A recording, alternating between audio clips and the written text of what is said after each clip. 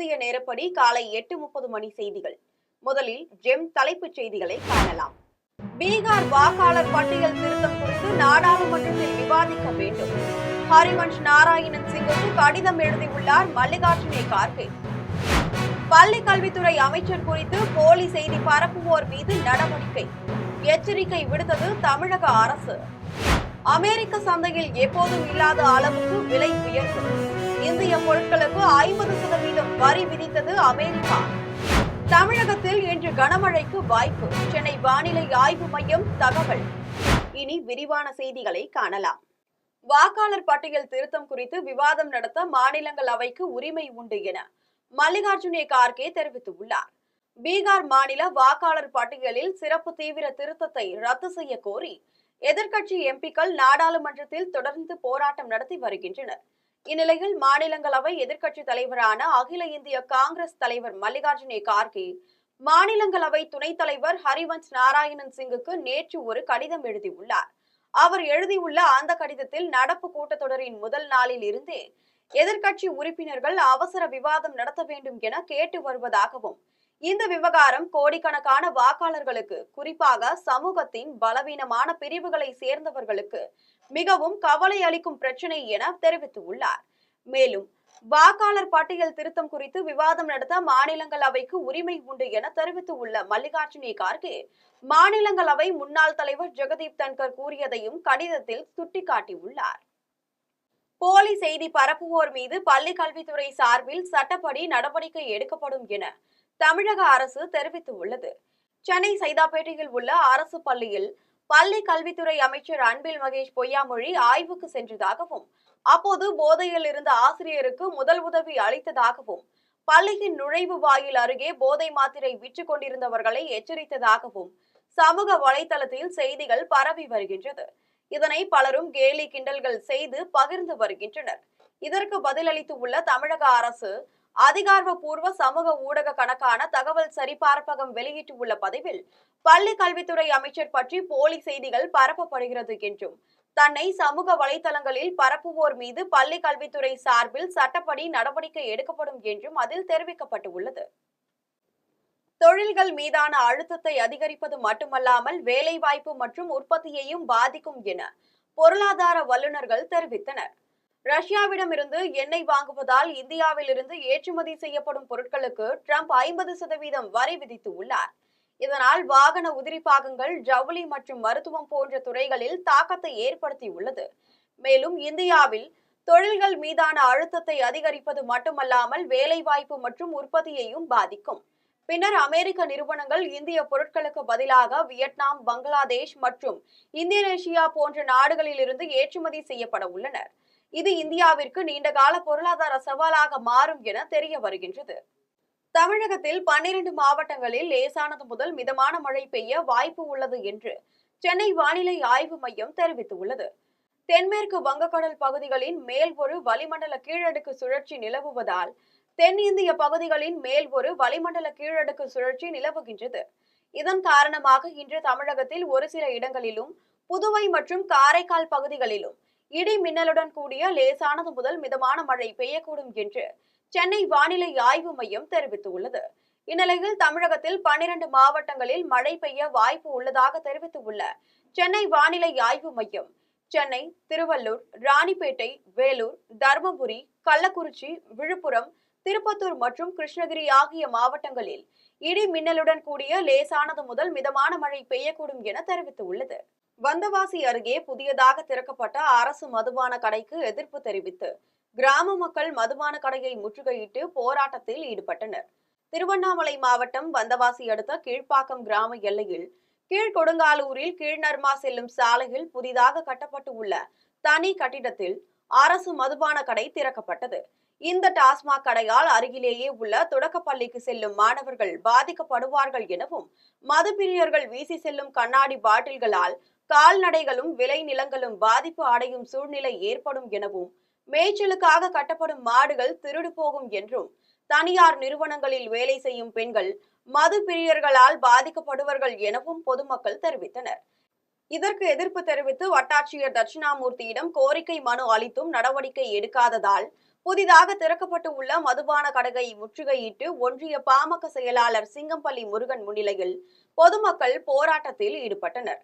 மக்களின் எதிர்ப்பு காரணமாக பூஜை போட்டு திறக்கப்பட்ட மதுபான கடை தற்காலிகமாக மூடப்பட்டது. நகராட்சி ஆணையர் குடியிருப்பு அருகே குப்பைகள் தரம் பிரித்து திட்ட கழிவுகள் மேலாண்மை திட்டம் கொண்டு வருவதற்கு எதிர்ப்பு தெரிவித்து தாளையாத்தம் பகுதி மக்கள் ஆர்ப்பாட்டத்தில் ஈடுபட்டனர். வேலூர் மாவட்டம் குடியாத்தம் நகராட்சியில் உள்ள 36 வார்டுகளில் சேகரிக்கப்படும் குப்பைகள் உள்ளி மற்றும் எர்த்தாங்கல் பகுதியில் உள்ள திடக்கழிவுகள் மேலாண்மை மையத்தில் தரம் பிரிக்கப்படுகிறது. இதனிடையே குடியாத்தம் நகரின் மையப்பகுதியில் உள்ள குடியாத்தம் நகராட்சி ஆணையர் குடியிருப்பு வளாகத்தில் குடியாத்தம் நகராட்சியில் சேகரிக்கப்படும் குப்பைகளில் ஒரு பகுதியினை நகராட்சி ஆணையர் குடியிருப்பில் உள்ள வளாகத்தில் குப்பைகளை தரம் பிரித்து எரியூட்டப்பட்டு மின்சாரம் தயாரிக்கும் பணிகளும் உரமாக்குதல் உள்ளிட்ட பணிகளும் நடைபெற்று வருகிறது.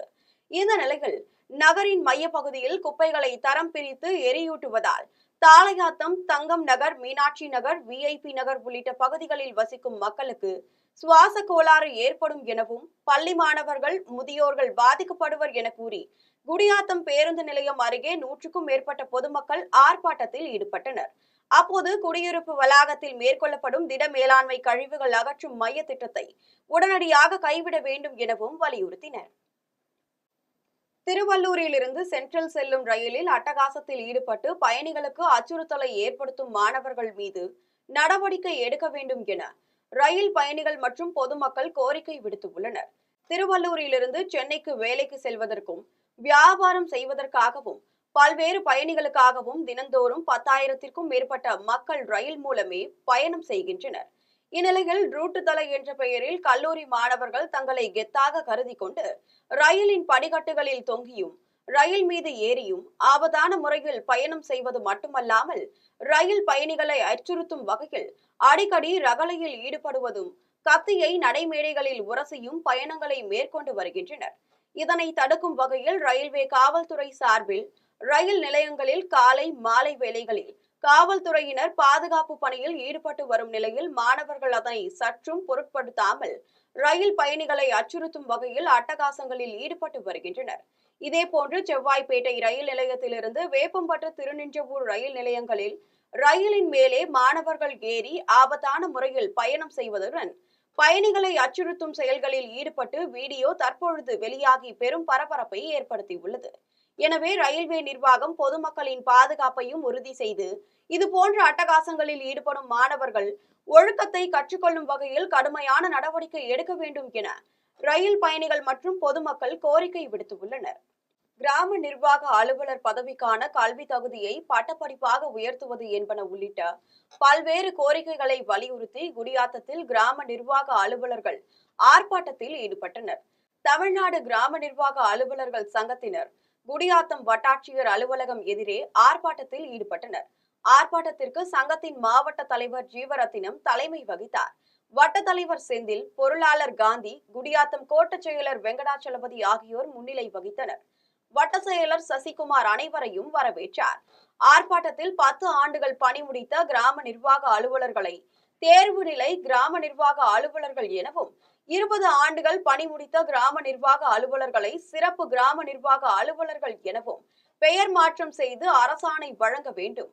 அதற்கேற்ப ஊதியம் வழங்க வேண்டும். வருவாய் மற்றும் பேரிடர் மேலாண்மை துறையின் அரசு முதன்மை செயலர் பரிந்துரைத்த கிராம நிர்வாக அலுவலர்களுக்கான உத்தரவை உடனடியாக செயல்படுத்த வேண்டும் என்பன உள்ளிட்ட பல்வேறு கோரிக்கைகளை வலியுறுத்தினார். இதில் நிர்வாகிகள் மாதேஷ், உஷா, லதா உள்ளிட்ட பலர் கலந்து கொண்டனர். வந்தவாசி அருகே சலுக்கையில் நடைபெற்ற உங்களுடன் ஸ்டாலின் திட்ட முகாமில் சட்டமன்ற உறுப்பினர் எஸ். அம்பேத்குமார் பங்கேற்று பயனாளிகளுக்கு நலத்திட்ட உதவிகளை வழங்கினார்.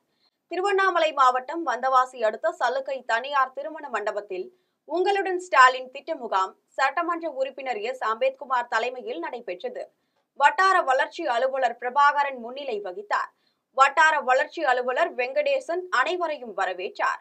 தென்னாங்கூர், சலுக்கை, புலிவால் உள்ளிட்ட கிராமங்களுக்கு நடைபெற்ற முகாமில் சட்டமன்ற உறுப்பினர் எஸ். அம்பேத்குமார் பங்கேற்று பயனாளிகளுக்கு நலத்திட்ட உதவிகள் வழங்கினார். முகாமில் நகர திமுக செயலாளர் தயாளன், வந்தவாசி மத்திய ஒன்றிய திமுக செயலாளர் பெருமாள், வட்டாட்சியர் தட்சிணாமூர்த்தி, மேலாளர் மாணிக்க வாசகர், துணை வட்டார கல்வி அலுவலர் ராஜேஷ், மாவட்ட விவசாய அணி துணை அமைப்பாளர் மருதாடு சந்திரன் உட்பட பொதுமக்கள் பலர் கலந்து கொண்டனர். கோவை அருகே செங்கல் சூளையில் உலாவிய 11 அடி நீளமுள்ள மலைப்பாம்பை வனத்துறையினர் பிடித்து மாங்கரை வனப்பகுதியில் விடுவித்தனர். கோவை வனத்தை ஒட்டிய கிராமங்களில் வனவிலங்குகளின் நடமாட்டம் நாளுக்கு நாள் அதிகரித்து வருகிறது. இந்நிலையில் மருதமலை வனப்பகுதியை ஒட்டியுள்ள கணுவாய் பகுதியில் உள்ள செங்கல் சூளையில் 11 அடி நீளமுள்ள மலைப்பாம்பு உலாவுவதை கண்ட மக்கள் பீதியடைந்து வனத்துறையினருக்கும் பாம்பு பிடி வீரர் சாந்தகுமாருக்கும் தகவல் தெரிவித்தனர். தகவலின் பேரில் சம்பவ இடத்திற்கு வந்த வனத்துறையினர் மற்றும் சாந்தகுமார் 11 அடி நீளமுள்ள மலைப்பாம்பை லாவகமாக பிடித்து மாங்கரை வனப்பகுதியில் விடுவித்தனர். மேலும் இதேபோன்று அப்பகுதியில் உலாவரும் வனவிலங்குகள் குறித்து தகவல் தெரிவிக்க வேண்டும் எனவும் வனவிலங்குகளை தாக்கி கொள்ளக்கூடாது எனவும் வனத்துறையினர் தெரிவித்தனர். கோயம்புத்தூரில் பதிவுத்துறை சார்பில் 4.39 கோடி ரூபாய் மதிப்பீட்டில் புதியதாக கட்டப்பட்டு உள்ள ஒருங்கிணைந்த பதிவுத்துறை அலுவலகத்தை வணிக வரி மற்றும் பதிவுத்துறை அமைச்சர் மூர்த்தி திறந்து வைத்துள்ளார்.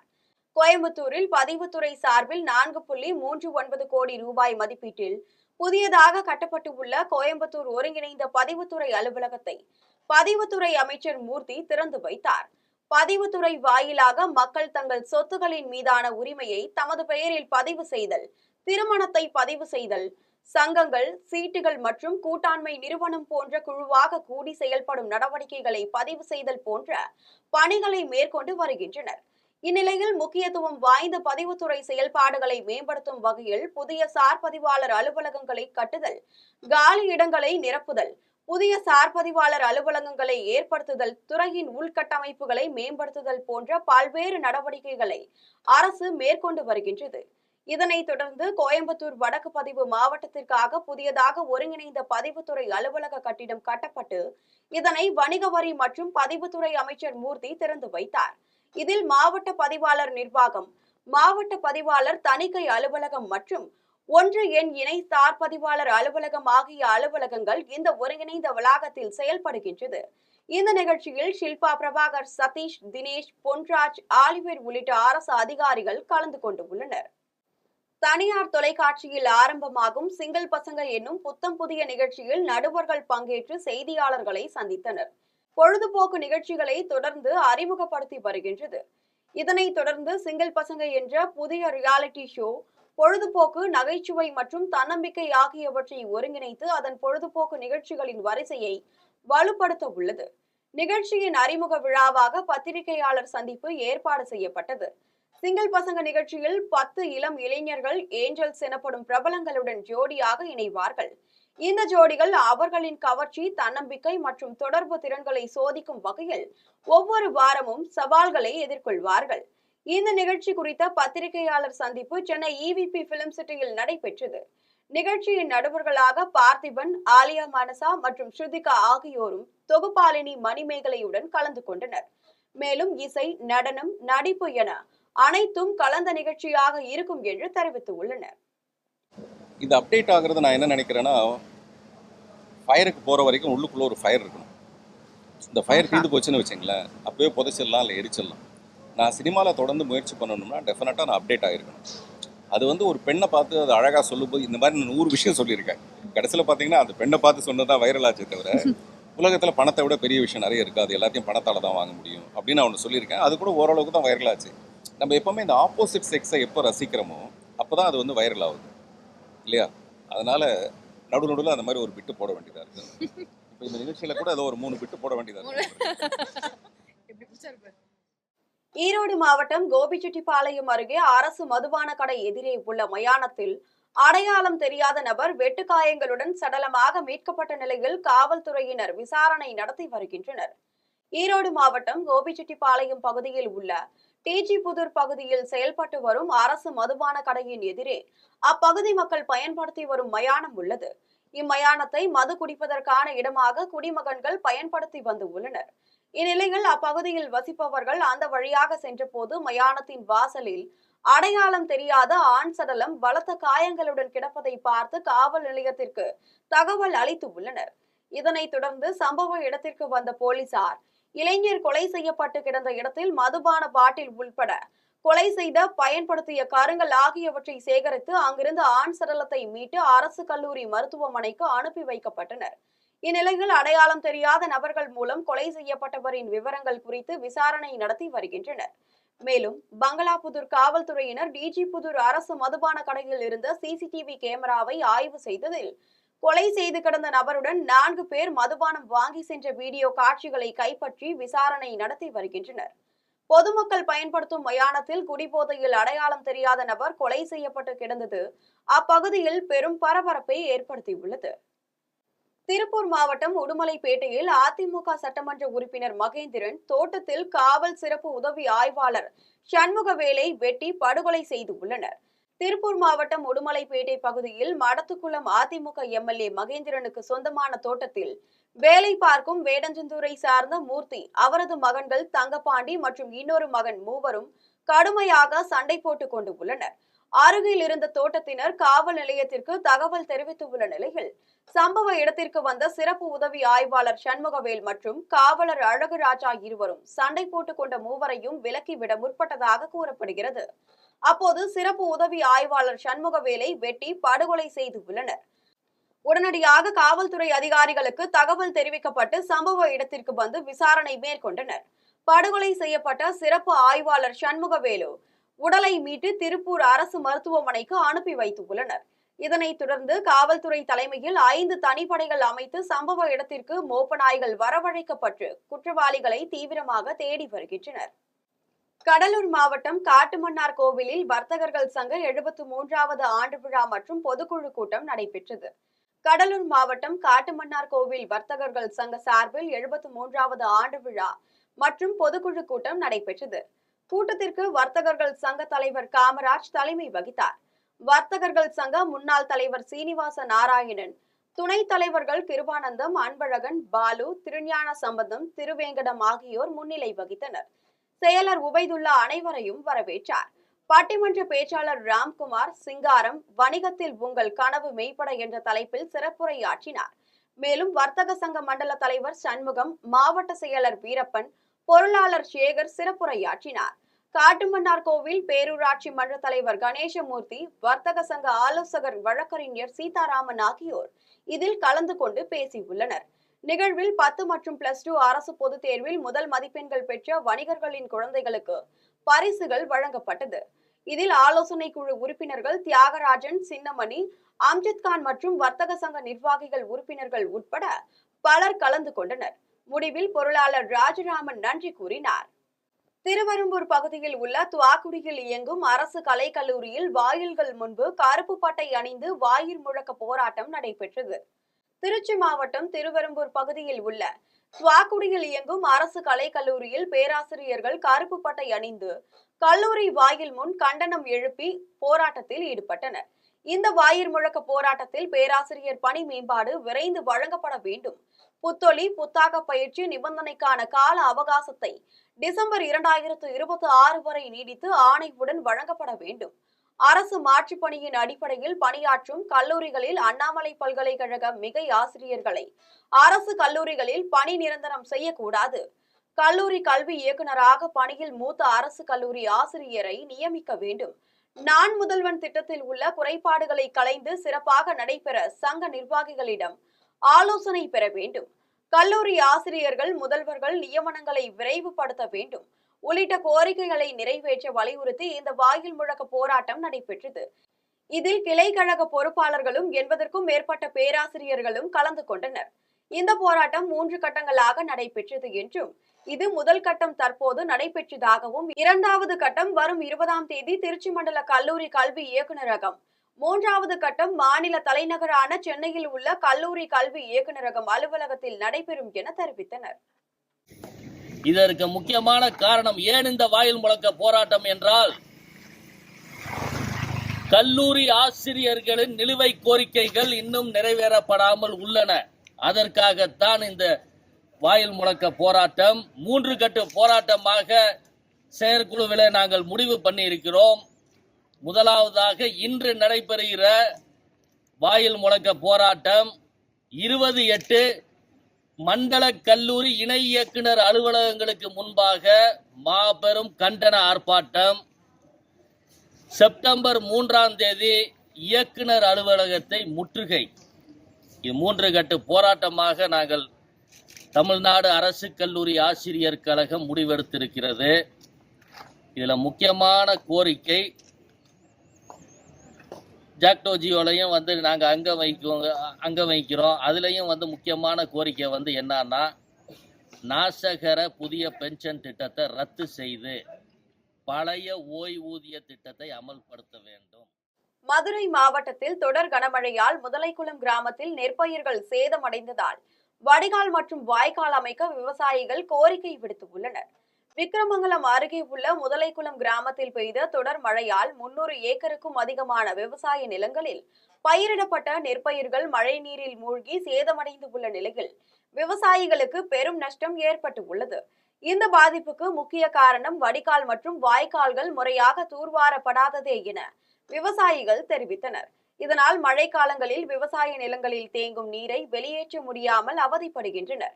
எனவே வடிகால் வாய்க்கால்களை அமைத்து தர வேண்டும் என விவசாயிகள் தமிழக அரசுக்கு கோரிக்கை விடுத்துள்ளனர். மீண்டும் ஜெம் தலைப்புச் செய்திகள். பீகார் வாக்காளர் பட்டியல் திருத்தம் குறித்து நாடாளுமன்றத்தில் விவாதிக்க வேண்டும். ஹரிவன்ஷ் நாராயணன் சிங்குக்கு கடிதம் எழுதியுள்ளார் மல்லிகார்ஜுன கார்கே. பள்ளி கல்வித்துறை அமைச்சர் குறித்து போலி செய்தி பரப்புவோர் மீது நடவடிக்கை, எச்சரிக்கை விடுத்தது தமிழக அரசு. அமெரிக்க சந்தையில் எப்போதும் இல்லாத அளவுக்கு விலை உயர்வு. இந்திய பொருட்களுக்கு 50% வரி விதித்தது அமெரிக்கா. தமிழகத்தில் இன்று கனமழைக்கு வாய்ப்பு, சென்னை வானிலை ஆய்வு மையம் தகவல். இத்துடன் ஜெம் செய்திகள் நிறைவடைகின்றன. மீண்டும் ஜெம் செய்திகள் மதியம் 1:30 மணிக்கு. உடனுக்குடன் செய்திகளை காண gemlive.tv என்ற இணையதளத்தில் இணைந்திருங்கள். நன்றி, வணக்கம்.